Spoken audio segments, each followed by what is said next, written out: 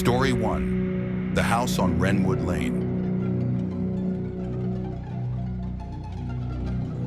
When Mark and Sarah Peterson found the house on Wrenwood Lane, they thought they'd stumbled upon a dream come true.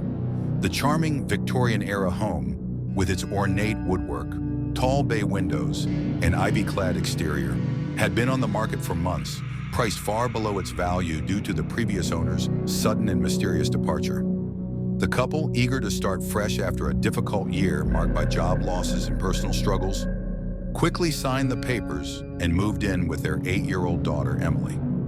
The first few weeks were uneventful, filled with the usual chaos of unpacking and settling into a new routine. Emily chose a room on the second floor with a view of the overgrown garden, where wild roses tangled with the rusted remnants of an old swing set. Sarah busied herself in the kitchen, charmed by the vintage stove and deep farmhouse sink, while Mark spent his evenings in the study, fascinated by the antique books left behind by the previous owner. The house creaked and groaned as if adjusting to its new occupants, but the Petersons found comfort in its old-world charm. But then, strange things began to happen. At first it was small. Objects moved from their places, doors creaking open in the middle of the night, and cold drafts that seemed to come from nowhere, even when the windows were tightly shut. Sarah dismissed them as quirks of an old house settling into itself, but Mark was less convinced. He noticed how the shadows seemed to linger just a bit too long in the corners of rooms, how the floorboards groaned even when no one was walking on them. The old grandfather clock in the hallway began to chime at odd hours, its hands frozen at midnight despite numerous attempts to fix it. One evening, as they sat down for dinner, Emily mentioned her friend who visited her room at night. She described a little girl with long dark hair and a sad face who stood by the window and watched her sleep. Sarah chuckled, assuming it was just an imaginary friend brought on by the move, but Mark felt a chill crawl down his spine. The way Emily described her friend felt too vivid, too real for mere imagination. Over the next few weeks, Emily began to change. She grew withdrawn and irritable, her bright, bubbly personality fading into a sullen silence. She spoke less and less to her parents and more to her invisible friend, often whispering in hushed tones late into the night. Sarah grew concerned but tried to comfort herself with the idea that Emily was simply adjusting to the new environment. Mark, however, couldn't shake the feeling that something was terribly wrong. Then came the night when Sarah woke to find Emily standing at the foot of their bed. The pale moonlight streaming through the window illuminated her face, her eyes wide and unblinking. "She doesn't like you," Emily whispered in a voice that didn't sound like her own before turning and walking back to her room. The next morning, they found deep, angry scratches on Emily's arms. When questioned, Emily claimed they were from the little girl. Terrified, Mark decided to investigate the house's history. He spent hours at the local library sifting through old newspapers and public records. What he discovered chilled him to the bone. The previous owner had a daughter named Lily who had gone missing years ago. Her body was never found. As Mark delved deeper, he learned that several families had lived in the house since then, and all had experienced similar disturbances. Some even reported seeing a ghostly figure of a girl wandering the halls, her face twisted in sorrow. Desperate to protect his family, Mark contacted a local paranormal investigator. The team arrived with their equipment, cameras, EVP recorders, and electromagnetic field detectors, and set up throughout the house. That night, they captured chilling evidence: whispers that echoed through the hallways, sudden drops in temperature, and even a shadowy figure standing at the foot of Emily's bed. The recordings revealed a faint, sorrowful voice calling out for help, a voice that matched the description of Lily. The investigators concluded that the house was haunted by the spirit of the missing girl, unable to move on due to the tragic circumstances of her death. They attempted a cleansing ritual, filling the house with the scent of burning sage and the sound of chanting prayers. But instead of calming the spirit, it seemed to anger it. The disturbances grew more violent. Objects were thrown across rooms with terrifying force. Doors slammed shut with such power that the frames splintered, and Emily was found one morning with deep, jagged scratches across her back, as if clawed by invisible hands. Fearing for their lives, the Petersons packed up and left the house on Wrenwood Lane, leaving behind all their belongings. They moved into a small apartment on the other side of town, hoping to start over once more.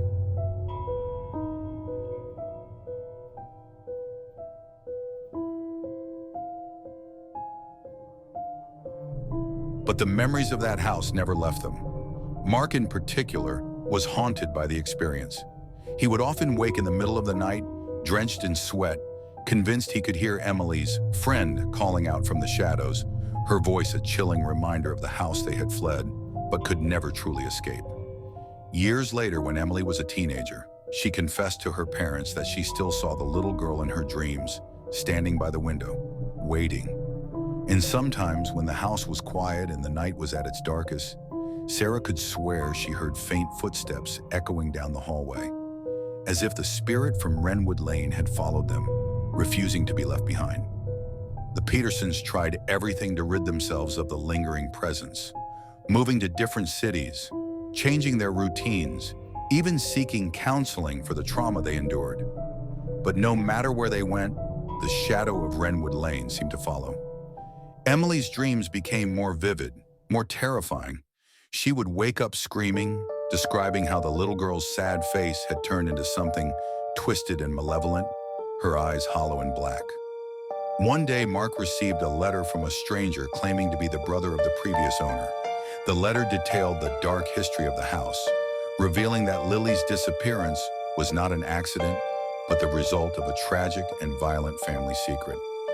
The brother wrote of how the house seemed to feed on the grief and pain of its inhabitants, growing stronger with each new victim. He warned Mark that leaving the house might not be enough, that the spirit could latch on to their family, feeding off their fear and despair. Determined to end the nightmare, Mark and Sarah decided to confront the spirit head-on. They returned to Wrenwood Lane with a new team of investigators and a medium known for her success in dealing with malevolent entities. The medium performed a series of intense rituals, attempting to communicate with Lily's spirit and guide her to the other side. The house groaned and shook with anger, as if resisting their efforts. Shadows danced violently on the walls, and a chilling wind howled through the halls.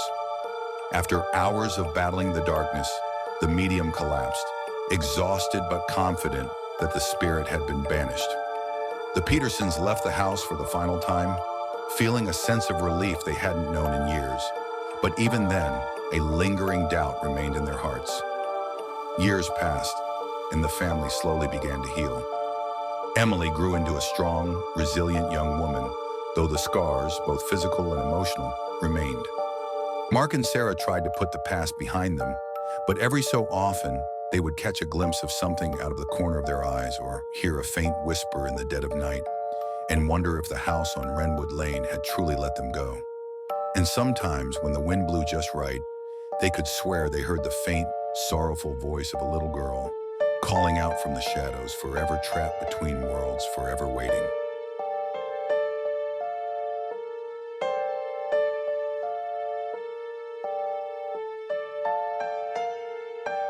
Story 2. The Suburban Nightmare on Crestfield Drive. Jenna and Tom Harrison had always dreamed of owning a house in the suburbs, a safe, quiet place to raise their young son, Ethan. When they found a newly renovated home on Crestfield Drive, they thought it was perfect. The neighborhood was friendly, the schools were excellent, and the house itself was everything they had hoped for.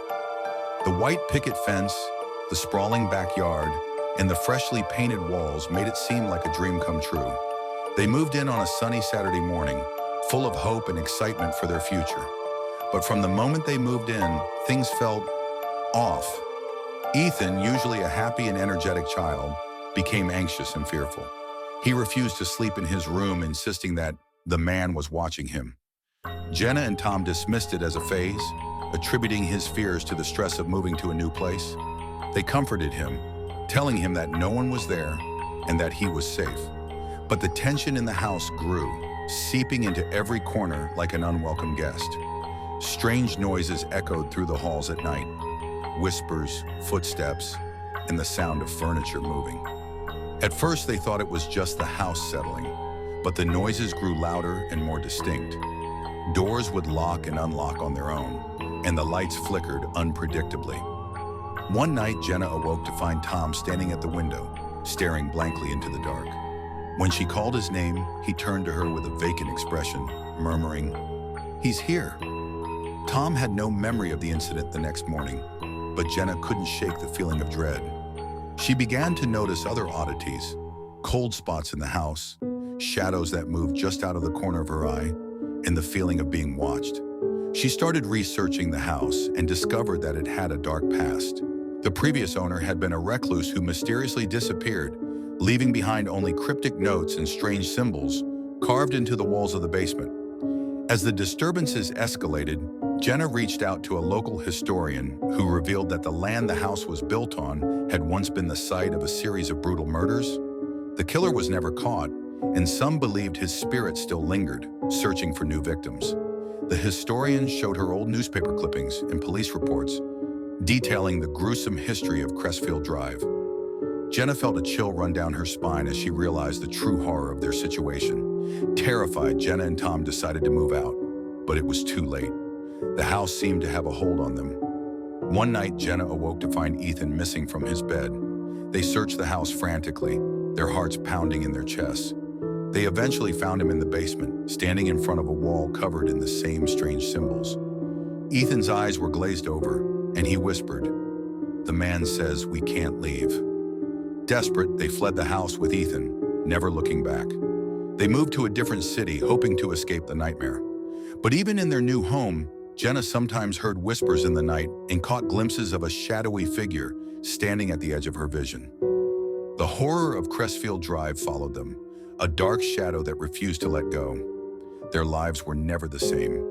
Ethan's fear never completely disappeared, and Jenna and Tom's relationship grew strained under the weight of their shared trauma. They tried therapy, moved multiple times, and even changed their names in an attempt to outrun the darkness that had taken root in their lives. But no matter how far they went, the shadows of Crestfield Drive were always close behind. Years later, Jenna returned to Crestfield Drive, unable to resist the pull of the house that had haunted her dreams. The house stood empty, its windows dark and lifeless. She stepped inside, the air thick with the scent of decay and something more sinister. As she walked through the empty rooms, memories flooded back. The whispers, the cold spots, Ethan's terrified face. In the basement, she found the symbols still etched into the walls, a chilling reminder of the nightmare they had lived through. As Jenna turned to leave, she felt a sudden chill and heard a familiar whisper behind her. "You can't leave." Spinning around, she saw a shadowy figure in the corner of the basement, the same figure Ethan had described. Paralyzed with fear, Jenna realized the truth. The house didn't just haunt them, it owned them. She fled Crestfield Drive for the last time, but the whispers followed, louder and more insistent. The shadows grew darker, creeping into every corner of her mind. No matter how far she ran, the suburban nightmare of Crestfield Drive was now a part of her, an inescapable horror that would haunt her forever.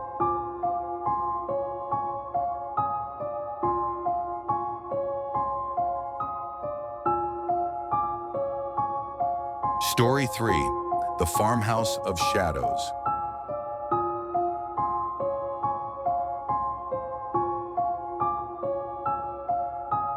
After inheriting an old farmhouse from his estranged uncle, Daniel Carter decided to leave city life behind and start anew in the countryside. The house, nestled in a remote area surrounded by dense woods, was rustic but charming. With its creaky wooden floors, large stone fireplace, and antique furniture, it seemed like the perfect place to escape the hustle and bustle of the city. Daniel was excited about the change, seeing it as a chance to reconnect with his roots and perhaps find some peace. But from the first night, Daniel sensed something was wrong. The house was eerily silent, and the shadows seemed to move on their own. At first, he chalked it up to his imagination, the creaks and groans of an old house settling in the night. But the feeling of being watched grew stronger with each passing day. The woods outside felt oppressive, as if the trees themselves were leaning in closer, whispering secrets he couldn't quite hear. Daniel began to hear strange noises, whispers, footsteps, and the sound of something scratching at the walls.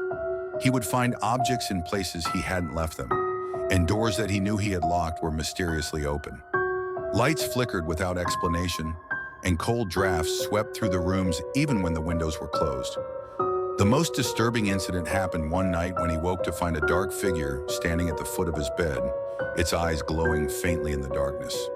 When he turned on the light, the figure vanished, leaving only the lingering scent of decay in the air. Determined to uncover the truth, Daniel explored the house more thoroughly. In the attic, he found old trunks filled with his uncle's belongings, faded photographs, strange symbols carved into wooden boxes, and letters that hinted at a descent into madness. But the real discovery came when he stumbled upon a hidden room in the basement, concealed behind a false wall.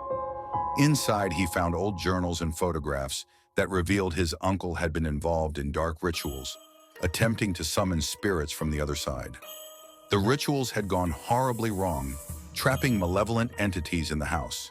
The more Daniel read, the more he realized the depth of his uncle's obsession.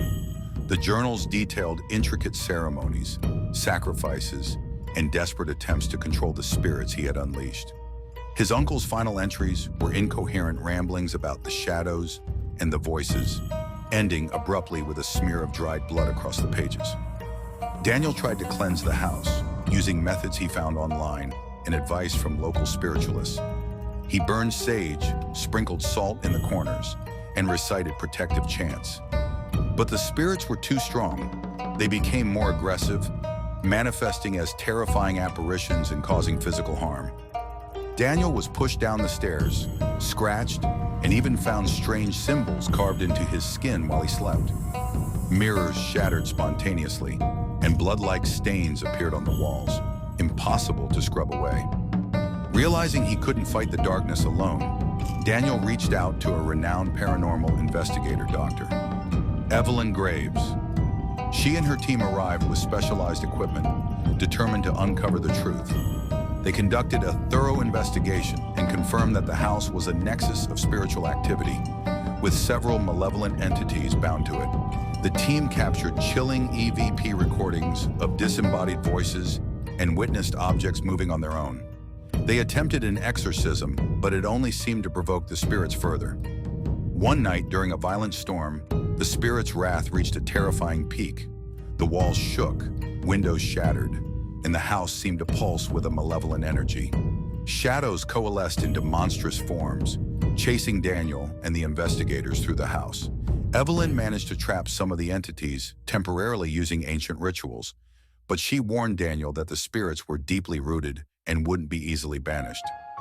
Desperate and with nowhere else to turn, Daniel decided he had had enough. He set the farmhouse on fire, hoping to destroy whatever evil resided within. As the flames consumed the house, Daniel stood outside in the pouring rain, watching the shadows dance in the firelight. But even as the house burned to the ground, he heard the whispers in the wind, promising that they would never leave him. Daniel moved far away, trying to escape the nightmare. He changed his name, moved across the country, and avoided any mention of his past. But the shadows followed. No matter where he went, he felt their presence, lurking just beyond the edge of his vision, waiting for the right moment to strike again. Lights flickered in his new apartment. Cold spots appeared out of nowhere, and he often woke up with fresh scratches on his skin. Years later, Daniel began experiencing vivid nightmares of the farmhouse. Visions of his uncle performing rituals, the dark figure standing at his bed, and the house burning while the shadows laughed. His mental health deteriorated, and he became a recluse, haunted by the memories and the ever-present sense of being watched. Therapy and medication provided little relief, and his friends drifted away, unable to understand the depth of his fear. One day, unable to bear the isolation any longer, Daniel returned to the site of the farmhouse, hoping to find closure. The land was overgrown, and only the charred remains of the foundation remained. But the air was still heavy with a malevolent presence. As he stood among the ruins, Daniel felt a cold hand on his shoulder and heard a familiar whisper in his ear. "You can't escape us." Daniel vanished that night. Some say he was consumed by the spirits, his soul trapped like his uncle's before him. Others believe he wandered into the woods, driven mad by the horrors he endured. But those who visit the ruins of the farmhouse claim to hear whispers in the wind and see a shadowy figure watching from the trees. The farmhouse of shadows remains a place of fear, a reminder that some nightmares never truly end.